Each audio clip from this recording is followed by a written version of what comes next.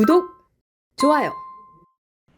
이재명 정부가 이 장관 후보자들의 네. 라인업을 딱 이렇게 올렸어요. 이 라인업 좀 어떻게 보십니까? 일단은 정치인 출신들이 반이잖아요. 저는 딱 그 생각 들더라고요. 국민추천제는 대체 왜 한 왜 건가? 한 거죠? 어.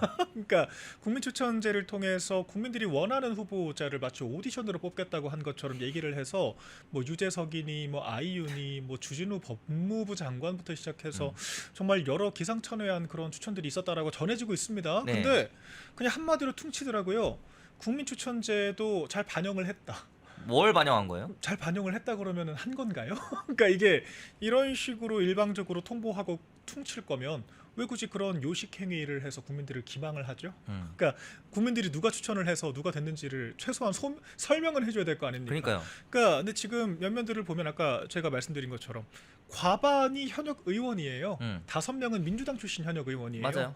그러니까 이래버리면 이미 우리가 그 대선 끝나기 전부터 하마평에 올랐던 그 인사들 그대로 쓰겠다라고 하는 건데 이거는 그냥 답을 정해놓고 인사를 한 거죠. 더군다나 이런 문제가 하나 있고 또 사실 안규백 의원 국방부 장관. 네, 장성 출신이 아닙니다. 어. 그러니까 장성은 고사하고 현역 복무도 안 한 분이에요. 방위 출신이에요. 그러니까 방위 출신 국방부 장관 이게 사실 형용 모순적이지 않나요? 그러니까 국방부 장관이 아무리 지휘 통제를 직접 하지 않는다라고 하더라도 지휘 통제 훈련을 담당하는 장성들에 대한 인사권을 가진 게 국방부 장관입니다. 그렇죠. 그리고 이제 국방 시스템 구축, 그러니까 어느 정도의 TO를 가지고 어느 정도 우리가 징집이나 모집일, 그러니까 이런 하다못해 군 복무의 시스템부터 시작해서 모든 이 군사 관련된 것들을 집행하는 것이 국방부 장관인데. 방위 출신이 이걸 할 수 있다? 그러니까 민주당이 지금 방어하는 게 10여 년 동안 그 국방위원회에서 상임위 활동을 했다는 겁니다. 그런데 상임위라고 하는 것은 말 그대로 행정부를 견제하고 감시 감독하는 역할이지 집행하는 사람이 아니에요. 그렇죠. 그러니까 관료들이 정책 좀 만져봤다고 기업 현장 가가지고 사장 되면 경영 잘할 수 있습니까? 못하죠. 그러니까 그런 거랑 똑같은 건데 지금 부처 장관을 시키겠다라고 하는 거 뭐 문민 뭐 이런 얘기를 하는데 이미 현행 헌법상으로도 국방부 장관은 현직 장성이 못하게 돼 있습니다. 그러니까 전직 장성이지만 현재 민간인인 사람들이 하게 되면서 장성으로서의 그런 경험과 경륜, 그리고 인맥들 그리고 민간인으로서 가지고 있는 이제 그 가치 중립적인 그런 정서들 이런 것들을 이미 복합적으로 반영을 하고 있는 거예요. 그렇죠. 근데 이런 것들을 깡그리 무시하고 지금 민간인 출신을 앉힌 겁니다. 국방부 장관에 대단히 우려가 되는 부분이죠. 민주당이 또 거기에 대해서 내란 종식 얘기를 또 해요. 근데 내란은 대체 언제 끝납니까? 그놈의 그러니까 내란이 법리적으로도 대법원 판례상으로도 비상계엄이 그러니까 100번 양보해서 비상계엄이 내란이 맞다라고 하더라도 비상계엄이 3시간 만에 종결됐기 때문에 해제가 됐기 때문에 그때부터는 아무런 범죄가 성립하지 않아요. 그렇죠. 그러니까 내란이 성립하지 않습니다. 그런데 아직까지 있지도 않은 내란 종식 얘기를 하면서 더군다나 지금 내란 종식 그러면 한다고 하면 특검을 통해서 지금 한다는 거 아니겠어요? 수사기관이 하면 되지 국방부가 수사기관입니까? 그러니까 국방부가 무슨 장성들에 대한 그 인사 고가에 대해서 내란을 반영을 한 무슨 말 같지도 않은 소리를 하는 거냐 이거죠. 국방부는 지금 얼마나 국제 지금 외교 안보 상황이 엄중합니까? 그렇죠. 오늘 종전선언이 있었다라고는 하지만 조건부예요. 아직 끝난 게 아닙니다. 이란이 그러니까 이스라엘이 이제 특정 공습에 대한 것들을 다 철회한다라는 것을 확인하고 나서 휴전을 하겠다라고 하고 있고 언제 이게 촉발돼도 이상하지 않은 상황이 그렇죠. 우크라이나 전쟁 지금 현재 진행형입니다. 그런데 지금 이런 상황에서 국방부 장관이 내란 종식을 해야 되니까 민간인을 안치해도 된다? 그러니까 제 상식으로는 도저히 이해를 할 수가 없는 이런 지금 인선이 된 것이고요. 더 큰 문제가 제가 봤을 때 국방부가 더 큰 문제가 고용노동부 장관이에요. 민노총 출신에. 민노총 출신을 지금 앉힌 겁니다. 그 그렇죠. 무슨 뭐 노동자로서의 현장 경험이 있고 고용부 장관이 노동자를 대표하는 사람이 아니거든요. 노동이라고 하는 것은 노측과 사측의 이해관계가 첨예하게 갈리기 때문에 우리가 왜 노사정이라고 부르겠어요?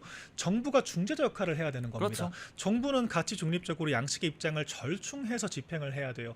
노동자의 입장만 대변하는 게 장관 역할을 할 수 있나요? 그러니까 이를테면은 노란봉투법, 노동자들이야 자기들 파업했을 때 책임지고 싶지 않으니까 찬성하겠죠. 근데 기업 입장에서는 노동자들이 시도 때도 없이 들어놓고 불법적인 파업을 해도 손해배상 소송조차 못하게 되면 어떻게 기업 경영할 수 있습니까? 못하죠. 4.5일제 가입제를 또 하겠다라고 하는데 노동자 입장만 반영해서 무작정 추진해 버리면 기업들은 그냥 속수무책으로 당하라는 겁니까? 그리고 지금 뭐 여러 가지 법규 52시간 유연화도 지금 거부를 하겠다라고 하는 것이고 최저임금도 지금 계속 늘리겠다라고 하는 것이고 그러니까 이런 식의 거의 뭐 계약을 추진하겠다라고 하는데 장관마저 노동자 출신, 그 민노총 출신이 한다? 억제기가 전혀 없다는 거죠. 그러니까 민노총이 그리고 사측만 대표를 못하는 게 아니에요. 그렇죠. 민노총은 젊은 노동자들도 대표하지 않습니다. 젊은 노동자들의 오히려 이권을 자신들이 빼앗아가는 지금 존재가 민노총이에요. 그러니까 MZ노조 같은 얘기 나오는 게 아니겠어요?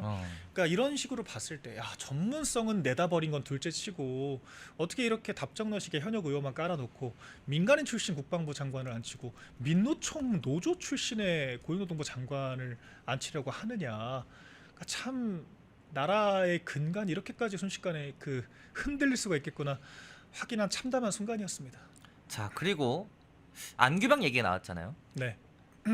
이 안규백이요, 과거에 한미일 훈련 일정과 위치까지 공개를 했어요. 네. 그 당시에 엄청난 논란이 일었는데 이런 사람이 국방부 장관이요? 어떻게 보세요? 이거는 저게 저희가 한미일 훈련 일정이라는 것은 단순히 우리나라 국내적인 문제에 그치는 게 아니거든요. 그러니까 국제적인 문제가 될 수 있어요. 지금 이를테면은 저런 식의 정말 그 민감한 기밀 정보들, 군사 공무상의 기밀들 있지 않습니까? 이를테면 우크라이나 파병 문제.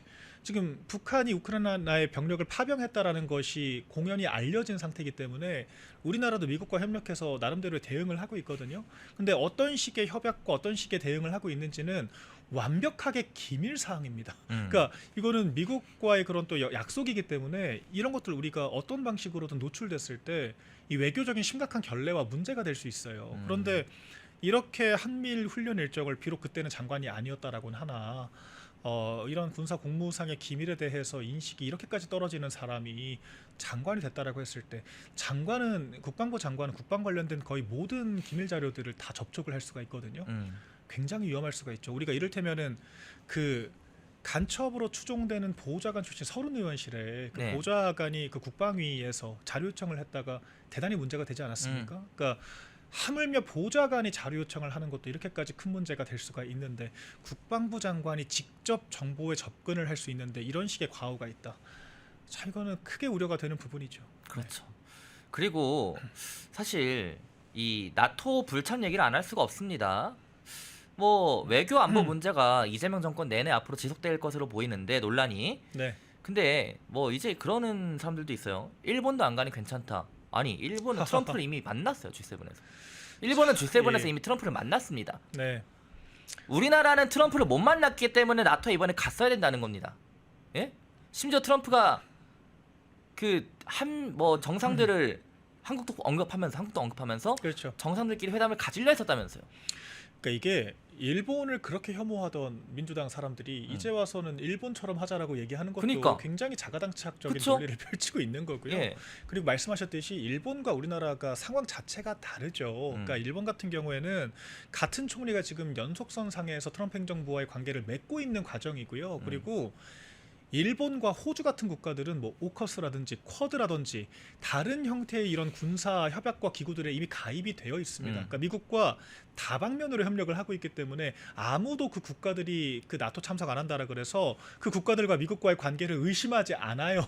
근데 우리나라는 사실상 캠프 데이비드로 대표되는 한미일 이 관계를 제외하고는 아무런 군사 관련된 이런 연결고리가 없습니다. 그러니까 미국을 붙잡지 않으면 이 한미동맹 이 한 가지를 붙잡는 것 외에는 우리가 이 자유진영에서 이 안보상으로 연결고리가 전혀 없는 상황인데 이런 상황에서 나토를 안 간다라고 하는 게 말이 되나요? 심지어는 민주당 패널들은 지금 나토 회의 자체를 폄훼를 합니다. 우리가 왜 유엔 진지를 지키기 위한 이런 그 소위 사조직 같은 곳에 가야 되냐? 심지어 제가 어제 한 패널은 쓸모가 없다라고까지 얘기를 하더라고요. 쓸모가 없다고요? 나토가 쓸 데가 없다. 그래서 제가 좀 당혹스러운 상황이 있었는데 나토군이 6.25 전쟁 때 그 피땀 흘려가면서 우리나라에 정말 그 얼마나 많은 도움을 줬습니까? 그 피가 서린 이 자유 우리가 진영을 갖추게 된 것이 이 6.25 전쟁을 비롯한 이 자유 진영의 역사인데 자유가 공짜가 아니라는 건데 그런 과거들을 모두 다 잊고 나토가 쓸 데가 없다라고 이야기하는 것이 이게 물론 그분 개인의 의견이시겠죠. 근데 네. 이런 인식이 조금이라도 이 나토 불참에 반영이 돼 있다면 이게 얼마나 부적절한 처사이겠습니까? 그러니까 이게 국제사회의 일원으로서 역할을 하지 않겠다라는 거예요. 그리고 말씀하신 것처럼 일본은 이미 G7에서 관세 관련돼서 유의미한 성과를 냈습니다. 맞아요. 근데 우리는 트럼프 대통령과 지금 상견례도 못한 상황이에요. 네. 관세 협약이 7월 8일까지거든요. 그러니까 관세 유예 조치가 2주 남았습니다. 2주 2주 남았는데 안에 어떻게든 자리를 마련하려고 발악을 해도 모자랄 판거 아닙니까? 산자부의 본부장이 지금 미국에 가서 협의를 하고 있대요. 근데 지금 장난하는 것도 아니고 이 국가 대 국가 간에 하는 관세 협약을 본부장 단위에서 할 수 있겠습니까? 지금 안보실장이 가는 것도 대단한 결례예요. 그러니까 다른 국가들은 정상이 오는데 우리나라 안보실장이 가서 다른 나라 정상들과 임명직 안보실장이 협상할 수 있습니까? 못하죠. 트럼프 대통령이 상대는 하겠습니까? 쳐다도 안 볼걸요 얼굴? 그러니까 사실 우리나라 대통령실에서 나토 안 가겠다라고 하자마자 트럼프 대통령이 보란 듯이 우리 나토에서 회의하기로 했다. 호주, 일본, 한국 다 만나기로 했다. 고대하고 있다라고 공표를 하고 있잖아요. 이런 낌새를 모르는 상태에서 선제적으로 불참 통보를 했다면 이건 외교적으로 대단히 부적절한 그러니까 아마추어적인 행정을 한 것이고 알면서도 불참을 하겠다고 했다라고 하면 네. 대체 어쩌겠다라고 하는 건지 알 수가 없죠. 이건 진짜 미국과의 관계를 완전히 망치겠다라고 하는 선언과 다르지가 않죠. 그러니까 일본, 호주랑 빗대는 거는 적절하지도 않고 자신들이 했던 약속을 좀 지키시기 바랍니다. 민주당 야당일 때 뭐라 그랬습니까? 그 권한대행 체제를 향해서 야 차기 정부가 어차피 협상할 건데 건들지도 마라. 졸속 협상하지 말라고 엄청 엄포를 놓지 않았어요. 맞아요. 근데 막상 지금 집권해서 뭐 하고 있습니까 대체? 한 게 있습니까? 그러니까 로드맵을 만들고 국민들을 설득하고 이 불안을 종식시키기는커녕 미국 대통령과 상견례도 못했어요. 근데 지금 한가롭게 나토 안 가겠다라고 하고 있다고요? 그러니까 제 생각에는 좀 말이 길어서 죄송합니다. 아니 괜찮아요. 예. 제가 대통령실 경험상 이런 경우는 이거예요. G7 때 사실 이재명 대통령이 굉장히 곤혹스러웠을 거예요. 왜냐하면은 이게 집권한 지 며칠 안 돼서 간 거잖아요. 부랴부랴. 그러니까 여러 정상들이 있습니다. 언어가 다르고 정서가 다르고 그 해당 대통령들의 면면을 다 인식을 못한 상태로 갔을 확률이 커요. 당연하게도. 통역도 뭐 새로 못 구했다면서요? 통역도 안 됐죠. 그래서 윤석열 전 대통령 당시 통역을 데려다 썼습니다. 그러니까 전혀 이 G7 회담 정상회담의 어레인지가 안 된 상태였죠. 그리고 각 정상들의 그런 다른 정상들 간에 또 여러 가지 회담들이 있을 거 아닙니까? 그래서 네. 미리 외교안보 라인이 어레인지를 해야 돼요. 근데 종합적으로는 외교 참사였죠. 그러니까 이재명 대통령의 잘못도 있겠지만 결과적으로 전혀 어레인지가 안 됐기 때문에 그렇죠. 정상회담도 줄줄이 불발되고 언어도 안 통하고 그러니까 마크롱 대통령한테 그 일종의 제스처로 저는 좀 안타까웠거든요. 영어가 안 돼서 언어가 안 통해서 무슨 얘기를 하는지를 모르니까 마크롱 대통령이 별 얘기 아니라는 식의 제스처를 하는 그런 장면도 돌아다닙니다. 그러니까 이런 것들이 다 그러니까 망신은 둘째치고 이재명 대통령 되게 곤혹스러웠을 거예요. 제 생각에. 그러니까 외교안보 라인 참모들의 무능 때문이죠. 그래서 아마 제가 조심스럽게 예측컨대 이런 식으로 할 거면 내가 뭐하러 가냐. 그러니까 대통령 개인의 약간 이런 좀 불평. 그러니까 G7 때 내가 너네들 가라 그래서 일단 가봤더니 아무 준비도 안 돼 있고 나 망신만 당했고 힘들었다. 김혜경 한복 기사밖에 없었단 말이에요. G7이. 그러니까 민주당이 야당이었으면 외교 참사라고 지금 밖에서 데모할 판이에요. 지금 광장 나갔겠죠. 그렇죠. 그러니까 천막 당사 설치했을 거예요. 네. 근데 우리가 국힘이 웰빙이라서 또 이제 좀 자해를 하자면, 그러니까 얘기를 못해서 그렇지 대단히 문제가 많았고 저희가 문제 제기하는 거랑 별개로 아마 대통령실은 난리가 났을 겁니다. 어떻게 이런 식으로 준비를 하냐. 그래서 아마 이번 나토도 전혀 준비가 안 됐고 초청도 못 받았어요. 그러니까 윤 대통령은 초청을 3번 다 받아서 3년 내내 간 거였고 초청도 못 받은 나토 회의에 우리가 또 이게 부랴부랴 준비도 안 된 상태로 가서 또 G7처럼 곤혹스러운 상황을 겪을까 봐 나 이럴 거면 안 간다라고 참모들에게 얘기했을 가능성이 크다. 뭐 저는 그런 식의 해석도 가능할 것 같고요. 종합적으로는 국익을 우선시한 판단은 아닌 거는 확실하죠. 그래서 바로 다음날 트럼프 대통령의 워딩이 나오고 나서 무슨 뭐 안보실장이라도 대신 보내겠다라고 했다가 오늘 또 말을 바꿨어요. 뭐라 바꿨나요? 대참하는 것도 확정되지 않았다. 아니 뭐 어쩌라는 겁니까 그러면은? 예, 진짜. 뭐 이제 그냥 미국과 단교할 거예요, 단교? 지금 계속 그 얘기하고 있는 거예요. 우리가 인수위가 없다. 그러니까 우리가 급하게 출발해서 그렇다. 자꾸 어쩌라고요? 자신들의 미숙함을 인수위가 없던 탓으로 돌리는데 네. 아니 자신들이 그럴 거였으면 애초에 왜 우리 정부 권한대행 체제를 향해서 무슨 뭐 협상을 하니마니 어깃장을 놨습니까?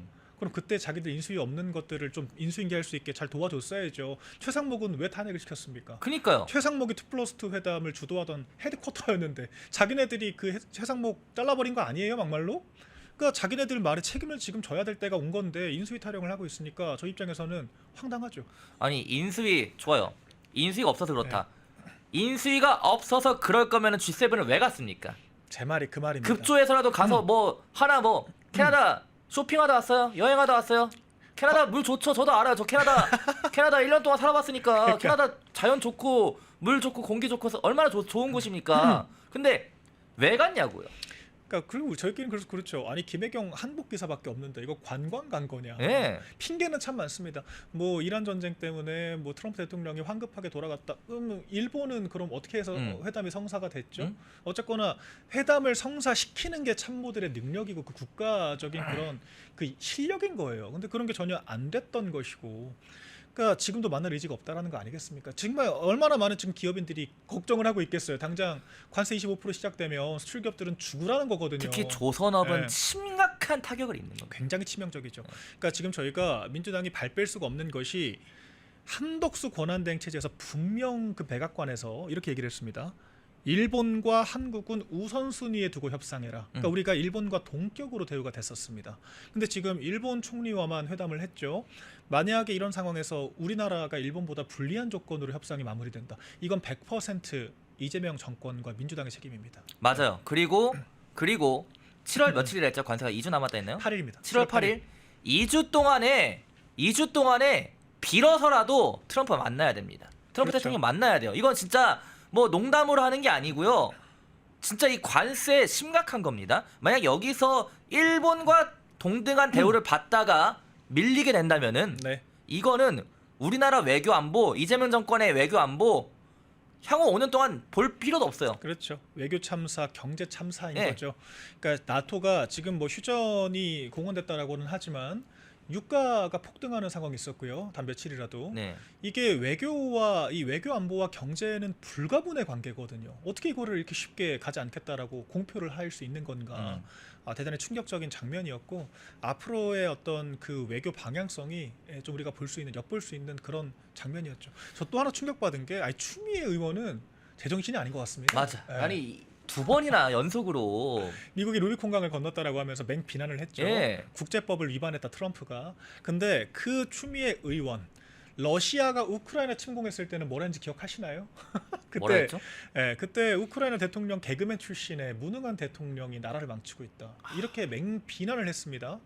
그러니까 러시아가 영토 전쟁 때문에 선제적 침공을 한 것은 러시아 편을 들면서 우크라이나를 비난을 하고 근데 미국이 이란을 공습을 한 것은 명분이 있거든요. 핵 협상을 거부하고 있지 않습니까? 그렇죠. 그리고 지금 이스라엘에 공격당했다고 핵탄두 9발 며칠이면 만든다라고 협박을 했습니다. 그래서 미국이 민간인을 공습한 게 아니에요. 핵 시설들을 공습을 한 겁니다. 러시아의 우크라이나 침공보다 훨씬 명분이 있는 전쟁이었어요. 네. 그런데 이런 것들은 뭐 국제법 위반이니 뭐 루비콘강을 건너는 이런 맹비난을 하나요? 그러니까 이게 민주당의 팀 컬러가 너무 확실하게 북중러와의 관계를 도외시한 거를 아니, 탄핵의 사유로 삼는 딱 그 민주당의 팀 컬러가 드러나는 거죠. 우리나라 이제 레드팀 되는 거예요? 이미 그렇게 됐죠. 지금 사실 보니까. 아니, 그 우리가 나토 자체를 그 트럼프 입장 나오기도 전에 불참 통보를 먼저 한 걸 보고 다른 나라들이 어떤 신호를 보겠습니까? 이제 한국은 중국 러시아 쪽이랑 좀 밀착하려고 하나 보다. 다 그런 생각을 하지 않겠어요? 그러니까 트럼프 대통령과 전통 우방과 상견례도 안 한 상태에서 거부를 하는데, 그러니까 그래서 미국에서도 우려를 그렇게 하는 거 아닙니까? 다른 이 공산 국가들에게 잘못된 신호를 줄 수가 있다. 이런 식으로 좀 세련되게 우려를 표출을 하는 거예요. 미국 조회 전문가들이. 그러니까 이런 말들을 귀 기울여 들어야 되고요. 외교 안보 라인은 정말 발빠른 보수가 필요할 것 같습니다. 발빠른 그게 될지 참 우려스러운 그런 상황인데 펜앤마이크와 광동이 함께 준비한 광동 루테인 밀크시슬 혈행 개선, 노화로 인한 눈 건강, 간 건강 펜앤마이크 TV 단독 할인 2개월분 한 박스에 3만원 6개월분 세 박스에 84,000원 펜앤마이크 구독자 전용 댓글 상단 할인 링크에서 구매 가능합니다. 전화 문의는 1661-6915 전화 문의는 1661-6915 펜앤마이크와 광동이 함께 준비한 광동 면역보감 데일리 스틱 2024년 건강기능식품 대상 높은 흡수율, 휴대와 섭취가 간편한 스틱형 펜앤마이크 TV 단독 할인 1개월분 한 박스에 33,000원 3개월분 세 박스에 9만원 펜앤마이크 구독자 전용 댓글 상단 할인 링크에서 구매 가능합니다. 전화문의는 2661-6915, 전화문의는 2661-6915. 펜앤마이크와 광동이 함께 준비한 광동 혈당혈압 콜레스테롤 케어 솔루션, 식후 혈당 상승 억제, 체지방 감소, 혈중 콜레스테롤 개선, 높은 혈압 감소. 펜앤마이크 TV 단독 할인 1개월분 한 박스에 25,000원, 3개월분 세 박스에 66,000원. 펜앤마이크 구독자 전용 댓글 상단 할인 링크에서 구매 가능합니다. 전화 문의는 1661-6915, 전화 문의는 1661-6915.